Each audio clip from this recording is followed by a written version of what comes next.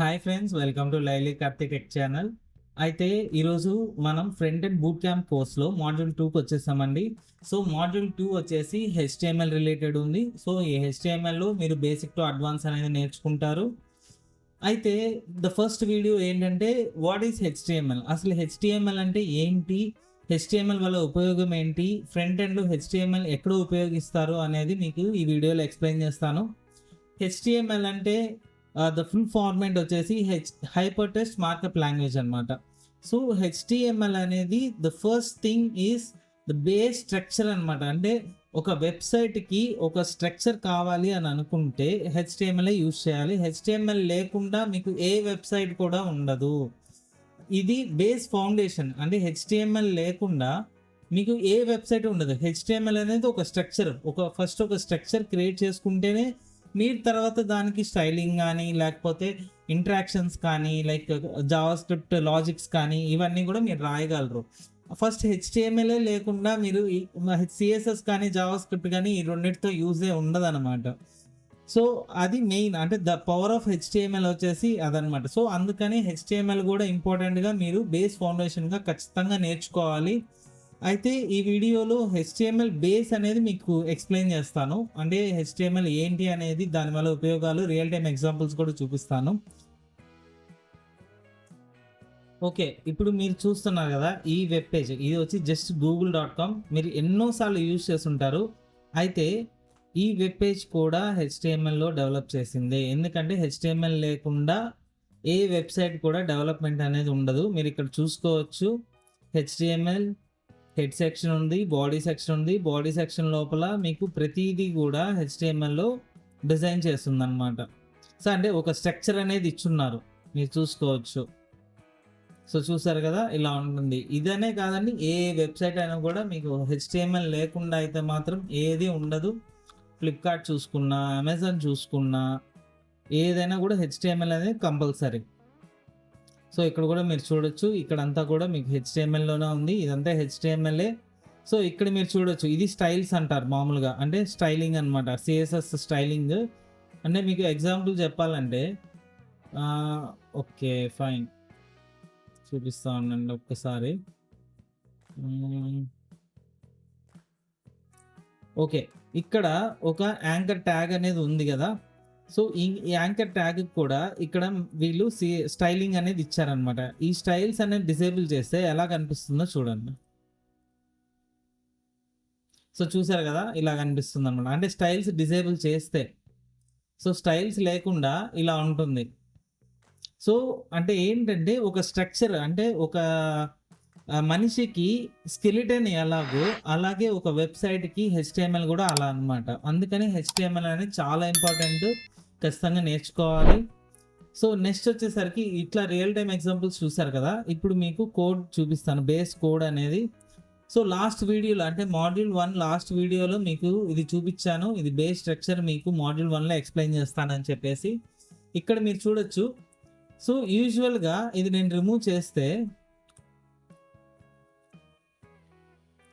So dock type HTML అనేది ఖచ్చితంగా, ఎందుకంటే డాక్ టైప్ అంటే ఏంటంటే document type. So document type అని ఎందుకు అంటున్నామంటే ఈ డాక్యుమెంట్ ఏ టైప్, అంటే ఏ టైప్ ఆఫ్ డాక్యుమెంట్ ఇది అని చెప్తుంది అనమాట. సో హెచ్టిఎంఎల్ అని ఎందుకు ఇచ్చామంటే ఈ డాక్యుమెంట్ టైపు ఇది హెచ్టిఎంఎల్ పేజ్ అని చెప్పేసి మనము ఇండైరెక్ట్గా బ్రౌజర్కి చెప్తున్నాం. ఎందుకంటే ఇది ఖచ్చితంగా ఉండాలి. ప్రతి హెచ్టిఎంఎల్ పేజ్కి డాక్ టైప్ హెచ్టిఎంఎల్ అనేది కంపల్సరీ ఉంటుంది. అప్పుడు ఏమవుతుందంటే బ్రౌజర్లో, అంటే ఇప్పుడు మనము ఒక వెబ్సైట్ తీసుకుంటే బ్రౌజర్కి, ఇప్పుడు ఒక వెబ్సైట్ ఇక్కడ రన్ చేస్తున్నాం. సో ఇందులో కూడా మీకు చూసుకుంటే డాక్ టైప్ అనేది ఖచ్చితంగా ఉంటుంది. ఎందుకంటే ఇది ఏ పేజ్ అని చెప్తుంది అనమాట. అంటే ఏ టైప్ ఆఫ్ డాక్యుమెంట్ ఇది అని చెప్పేసి బ్రౌజర్కి చెప్పడానికి డాక్ టైప్ హెచ్టిఎంఎల్ అనేది ఖచ్చితంగా యూజ్ చేయాలి. ఎందుకంటే బ్రౌజర్ అనేది మనకి మల్టిపుల్ ఫార్మేషన్స్ని సపోర్ట్ చేస్తుంది. అంటే ఫర్ సపోజ్ ఇమేజెస్, సో నేను జస్ట్ ఇమేజెస్ అని టైప్ చేశాను. సో ఇది ఇమేజ్ ఫార్మేట్.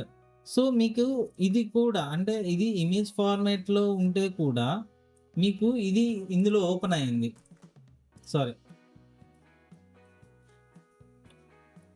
సో ఇది ఇమేజ్ ఫార్మాట్లో ఉంటే కూడా మీకు బ్రౌజర్ అనేది ఓపెన్ అయిందనమాట. అలాగే డాక్యుమెంట్స్, తర్వాత పీడిఎఫ్స్ ఇలా కొన్ని బ్రౌజర్ అనేది సపోర్ట్ చేస్తుంది.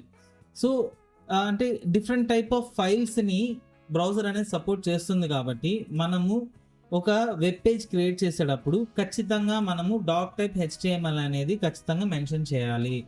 సో నెక్స్ట్ వచ్చేసరికి HTML ట్యాగ్ అనమాట. సో HTML ట్యాగ్ అని ఎందుకు మెన్షన్ చేయాలి? మనము రాసే లాంగ్వేజ్ అంటే మనం రాసే కోడ్ HTML కోడ్ అంటే కంప్లీట్ వెబ్సైట్ కోడ్ అనేది కూడా అంటే స్కెలిటన్ కోడ్ వచ్చేసి ఈ HTML లోపలే ఉంటుంది. ఈ HTML లోపల ఏదైతే ఉంటుందో అది మనకి బ్రౌజర్లో రెండర్ అవుతుంది అనమాట. సో ఇది HTML. సో నెక్స్ట్ వచ్చేసరికి హెడ్ సెక్షన్. సో హెడ్ సెక్షన్లో ఏముంటుందంటే మెటా డేటా అని చెప్పేసి ఉంటుంది. సో ఈ మెటా డేటా కూడా ఫర్దర్గా మీకు ఎక్స్ప్లెయిన్ చేస్తాను. సో ఈ మెటా డేటా మనకి titles, description, SEO related data కానీ లేకపోతే రెస్పాన్సివ్నెస్కి సంబంధించిన మెటా డిస్క్రిప్షన్స్ కానీ లేకపోతే ఐకాన్స్ సపోర్ట్కి కానీ యాస్కీ వాల్యూస్ సపోర్ట్కి కానీ ఇట్లాంటి వాటికంతా కూడా మెటా డేటా అనేది ఎంత అవసరమో అవన్నీ కూడా మీకు హెడ్ సెక్షన్లో వస్తుంది. ఓకేనా? అలాగే స్టైల్స్ని అంటే CSS స్టైల్స్ని లింక్ చేయాలన్నా కూడా ఏమైనా scripts before rendering the web page అంటే వెబ్ పేజ్ రెండర్ అయ్యేదానికి ముందు ఏదైనా స్క్రిప్ట్స్ ఇనిషియల్గా రన్ అవ్వాలన్నా కూడా ఇవన్నీ కూడా హెడ్ సెక్షన్లోకి వస్తుందన్నమాట. ఓకే. సో నెక్స్ట్ వచ్చేసరికి బాడీ ట్యాగ్. సో ఈ బాడీ ట్యాగ్లో ఏదైతే మీరు రాస్తారో అది వెబ్ బ్రౌజర్లో ఫిజికల్గా అంటే మీకు డిస్ప్లే అవుతుంది. అంటే మీకు ఇక్కడ ఏదైతే రాస్తారో అదే వెబ్ పేజ్లో కూడా మీకు డిస్ప్లే అవుతుంది అనమాట. సో హెడ్ సెక్షన్లో రాసేది మీకు వెబ్ పేజ్లో డిస్ప్లే అవ్వదు. ఏదైతే మీరు బాడీ ట్యాగ్లో రాస్తారో ఆ కోడ్ అనేది మాత్రమే మీకు బ్రౌజర్లో డిస్ప్లే అవుతుంది, అంటే వెబ్ పేజ్లో డిస్ప్లే అవుతుంది అనమాట. సో ఇప్పుడు మీకు అర్థమైందా ఫ్రెండ్స్ బేసిక్ స్ట్రక్చర్ ఎలా ఉందో? సో హెడ్ సెక్షన్లో నేను టైటిల్ రాస్తున్నాను. సో టైటిల్ వచ్చేసి base project. So base project అని పెట్టాను. లేదు అని అనుకోండి, ఇది ప్రాజెక్ట్ 1 సంబంధించింది కదా. సో నేను project 1 home page. So once ఇది నేను రన్ చేస్తే అంటే లైవ్ సర్వర్లో రన్ చేసి చూపిస్తాను. సో ఇక్కడ మీరు చూస్తున్నారా ప్రాజెక్ట్ 1 హోమ్ పేజ్. సో మీరు ఇక్కడ ఏదైతే టైటిల్ ఇచ్చారో అది మీకు ఇక్కడ అడ్రస్ బార్లో వస్తుందన్నమాట. అలాగే ఇప్పుడు ఫ్లిప్కార్ట్లో కూడా ఇక్కడ online shopping site for mobiles, electronics, furniture ఇట్లా అంతా ఉంది కదా, ఇది టైటిల్లో ఇచ్చుంటారనమాట. సో అందుకని మీకు ఇక్కడ డిస్ప్లే అవుతుంది. సో మీకు ఇక్కడ వ్యూ సోర్స్ కూడా చూపిస్తాను మీకు. సో వ్యూ పేజ్ సోర్స్ అని ఉంది కదా, ఇది కానీ మీరు క్లిక్ చేశారంటే ఇక్కడ మీరు చూడొచ్చు. చూపిస్తాను నేను.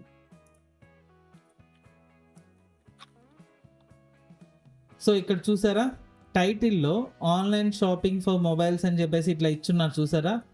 సో ఈ టైటిల్ అనేది మీకు ఇక్కడ డిస్ప్లే అవుతుంది. ఓకేనా? సో ఇది మీరు చూసుకుంటే బాడీలో ఎక్కడ మీకు డిస్ప్లే అవ్వలేదు చూడండి. అంటే నేను చెప్పా కదా, బాడీలో ఏదైతే రాస్తారో అది మీకు వెబ్ పేజ్లో డిస్ప్లే అవుతుంది. హెడ్లో ఏదైతే రాస్తారో అది మెటా డేటా ఇన్ఫర్మేషన్ మాత్రమే, అది మీకు బాడీలో డిస్ప్లే అంటే వెబ్ పేజ్లో డిస్ప్లే అవ్వదు.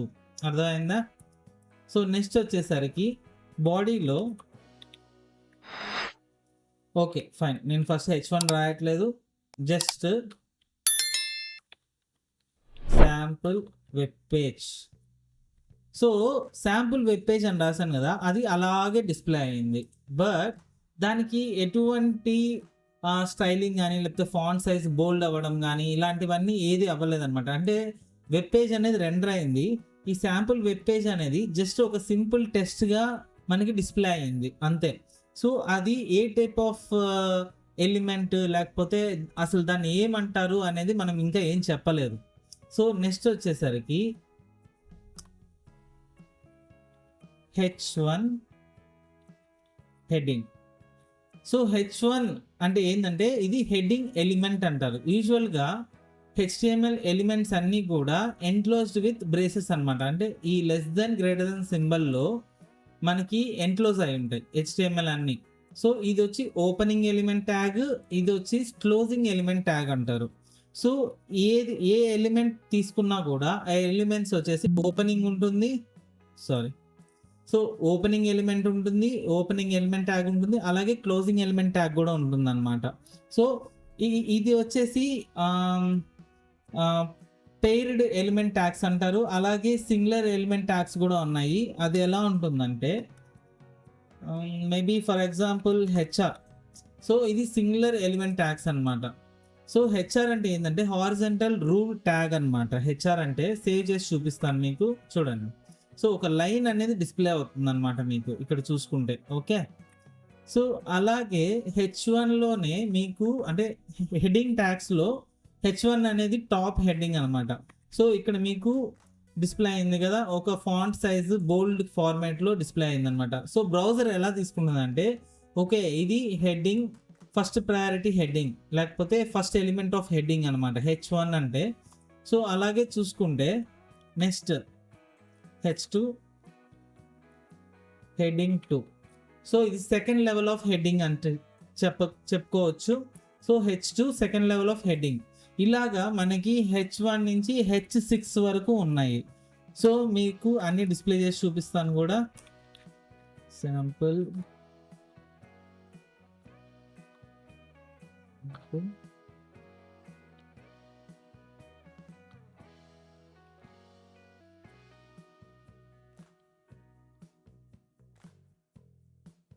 సో చూడొచ్చు, first level, second level, third, fourth, fifth, sixth. So 6 levels of headings అని చెప్పేసి మనకు ఉంటాయన్నమాట. సో అలాగే నెక్స్ట్ పారాగ్రాఫ్.